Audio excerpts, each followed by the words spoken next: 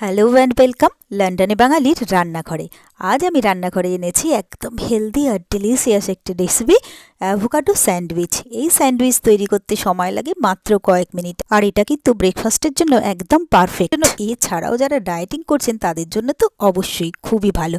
তাহলে চটপট শুরু করি এই সুস্বাদু ও পুষ্টিকর অ্যাভোকাডো স্যান্ডউইচ। তো এর জন্য প্রথমেই আমি নিয়ে নিয়েছি অ্যাভোকাডো, টমেটো আর শসা। এরপরে একটা বড় বোলের মধ্যে এই অ্যাভোকাডোটাকে আমি স্পুন দিয়ে তুলে নিয়ে এটাকে খুব ভালো করে ম্যাশ করে নিলাম।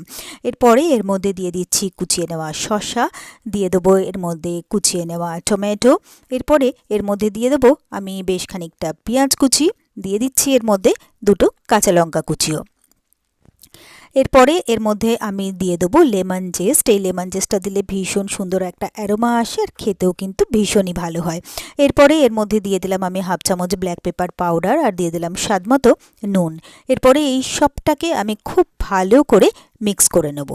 তো আমার স্যান্ডউইচের ফিলিং একদম রেডি হয়ে গেল। এদিকে আমি নিয়ে নিয়েছি স্যান্ডউইচ ব্রেড। এরপরে গ্যাসে একটা প্যান বসিয়ে দিয়েছি। প্যানের মধ্যে অল্প করে করে বাটার দিয়ে আমি এই ব্রেডগুলোকে এপিট ওপিট করে খুব ভালো করে টোস্ট করে নিলাম। এরপরে আমি ব্রেডগুলোকে সমস্ত তুলে একটা প্লেটের মধ্যে রেখে নিচ্ছি। তো এরপরে যে ফিলিংটা আমি রেডি করেছিলাম সেইগুলোকে আমি স্পুন করে নিয়ে এক একটা ব্রেডের ওপর ভরে ভরে দিয়ে দেবো। যত বেশি মিক্সারটা দেওয়া যাবে কিন্তু বেশি খেতে টেস্টি হবে। তো দুটো ব্রেডের ওপরে আমি খুব ভালো করে অ্যাভোকাডো মিক্সচারটা দিয়ে দিলাম।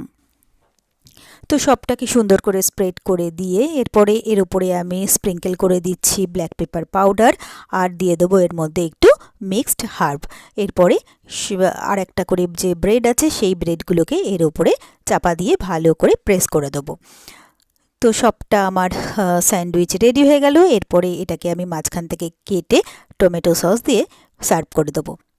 তো এই তো কত সহজে তৈরি হয়ে গেল আমার অ্যাভোকাডো স্যান্ডউইচ। আর এই রেসিপিটা যদি আপনাদের ভালো লেগে থাকে তাহলে আপনারাও কিন্তু বাড়িতে ঠিক এইভাবে একবার তৈরি করে দেখবেন। আমি গ্যারান্টি দিচ্ছি আপনাদের সকলেরই ভীষণ পছন্দ হবে। আর রেসিপিটা পছন্দ হলে অবশ্যই কিন্তু কমেন্ট করে জানাতে ভুলবেন না। আর আমার রেসিপিগুলো যদি আপনাদের পছন্দ হয়ে থাকে তাহলে প্লিজ আমার ভিডিওগুলোতে লাইক করে আপনারা আমার সাথে থাকবেন, পাশে থাকবেন। আর আমার চ্যানেলটা যদি নতুন চেক করতে থাকেন তাহলে প্লিজ চ্যানেলটাকে সাবস্ক্রাইব করে নেবেন আর পাশে থাকা বেল আইকনটা প্রেস করে দেবেন।